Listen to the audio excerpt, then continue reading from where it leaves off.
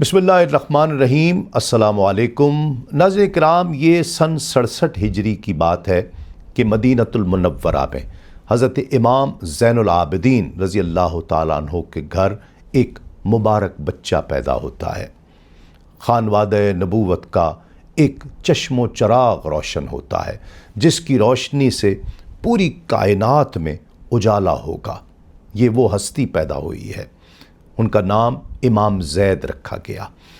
नाज़रीन किराम, ये बच्चा कोई आम बच्चा नहीं है। हज़रत इमाम ज़ैनुल आबिदीन के बेटे हैं, हज़रत इमाम बाकर रज़ी अल्लाह ताला अन्हु के भाई हैं, हज़रत इमाम जाफ़र सादिक रज़ी अल्लाह ताला अन्हु के चचा जान हैं, हज़रत इमाम हुसैन रज़ी अल्लाह ताला अन्हु के पोते हैं आप। मौला कायनात मौला अली कर्रमल्लाह वजहुल करीम की आँखों का तारा हैं। रसूलुल्लाह सल्लल्लाहु अलैहि वसल्लम के दिल का चैन हैं। सैयदा कायनात मखदूमा कायनात के जिगर का टुकड़ा हैं हज़रत इमाम ज़ैद। आप बचपन से ही आपको इल्म से इस तरह का शगफ़ था कि बचपन से ही आपने कुरान मजीद हिफ्ज़ करना शुरू कर दिया। कुरान मजीद हिफ्ज़ किया बहुत कम उम्री में। आप ताबई थे, मुख्तलिफ़ सहाबा किराम से आपको सोहबत का शरफ़ हासिल हुआ।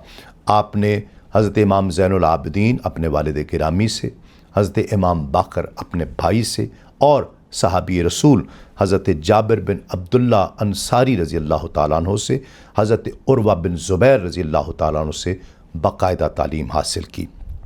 इल्म फ़ज़ल से शगफ़ का आलम, कुरान मजीद से मोहब्बत, हदीस से मोहब्बत और फ़क़ाहत दीन का आलम ये था कि आप उस वक्त इमाम का दर्जा रखते थे, यानी ये उनकी फ़क़ाहत दीन का आलम था। कुरान मजीद से इस कदर मोहब्बत थी आपको कि आपने अपनी ज़िंदगी का बेशतर हिस्सा कुरान मजीद की तिलावत में, कुरान मजीद की आयात पर गौर फ़िक्र और तदब्बर में गुजारा। और आलम ये था कि सारा ज़माना उन्हें हलीफ़ुल कुरान कहकर पुकारता था।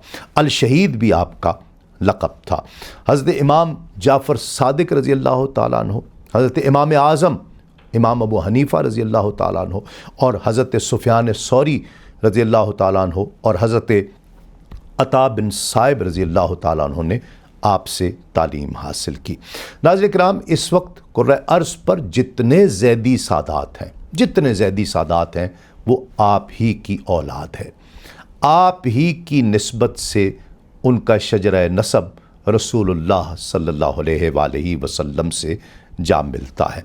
नाज़रीन किराम, ये भी रिवायात में आता है कि बहुत से कूफा से बहुत से लोग आए कि जिन्होंने इमाम की बैत की और बैत करने के बाद ये कहा कि अगर आप शेखैन करीमैन यानी हज़रत सैयदना अबू बकर सिद्दीक़ रज़ी अल्लाह ताला अन्हु और हज़रत सैयदना उमर फ़ारूक़ रज़ी अल्लाह ताला अन्हु से मुखालफत का इज़हार करें तो हम आपकी मदद करने को तैयार हैं, आपके साथ चलने को तैयार हैं।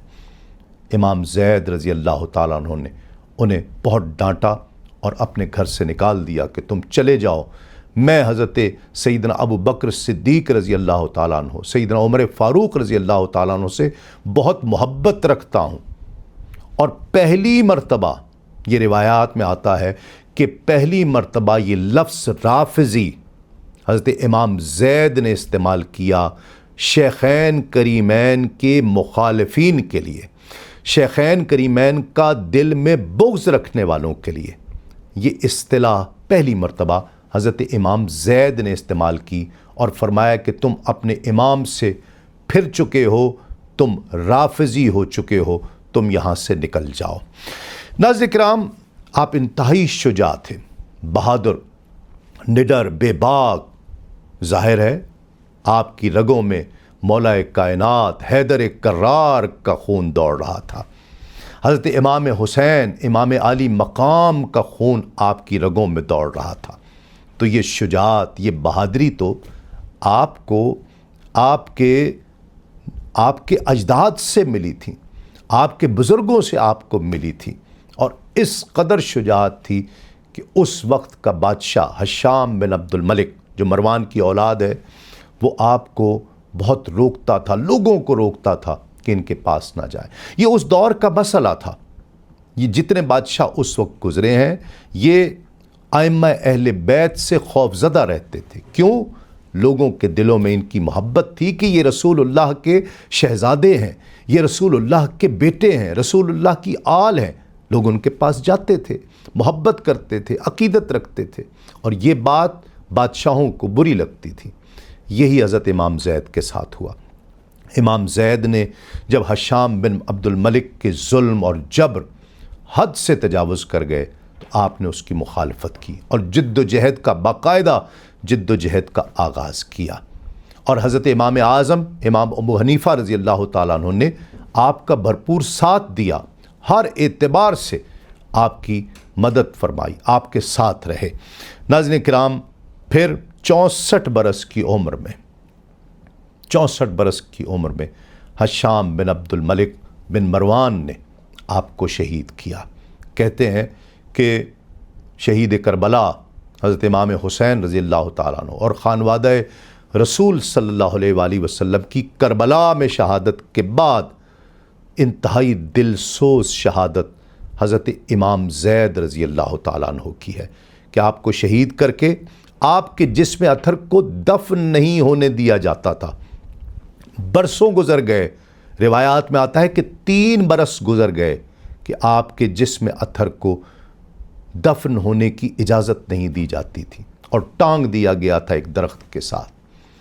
حضرت امام اہل سنت اعلی حضرت فاضل بریلوی رحمۃ اللہ تعالیٰ علیہ فتاوی رضویہ میں لکھتے ہیں کہ یہ مروانی ظالم مروانی بادشاہ تھا جس نے حسین کے پوتے کو، امام زین العابدین کے بیٹے کو، حضرت امام باقر کے بھائی کو، حضرت امام زید رضی اللہ تعالیٰ عنہ کو بے دردی کے ساتھ شہید کیا اور برسوں آپ کو سولی پر چڑھائے رکھا، اور 3 برس روایات میں آتا ہے کہ 3 برس ہو گئے آپ کو سولی پر چڑھائے رکھا۔ جب آپ کے کپڑے، اعلیٰ حضرت لکھتے ہیں کہ جب آپ کے کپڑے گل گئے اور اترنے لگے تو اللہ رب العزت نے ایک مکڑی کو حکم دیا کہ آپ کے جسم اطہر کے گرد ایک جالا لگا دیا جائے۔ اس مکڑی نے آپ کے جسم اطہر کے بے ستری نہ ہو ایک جالا بن دیا، اور اعلیٰ حضرت ہی لکھتے ہیں فتاوی رضویہ میں کہ اس وقت کے کئی صالحین نے حضور نبی کریم صلی اللہ علیہ وآلہ وسلم کی زیارت کی ہے، اپنے شہزادے امام زید کی، کہ جسم اطہر کے ساتھ آپ پشت اقدس لگائے کھڑے ہیں اور افسردہ ہیں کہ تم نے میری اولاد کے ساتھ کیا کیا ہے۔ 64 برس عمر تھی حضرت امام زید رضی اللہ تعالیٰ عنہ کی جب آپ کو شہید کیا گیا، اور پھر تہران میں، ایران کا شہر تہران، آپ کو وہاں پر دفن کیا گیا۔ آج بھی آپ کا مزار اقدس مرجع خلائق ہے۔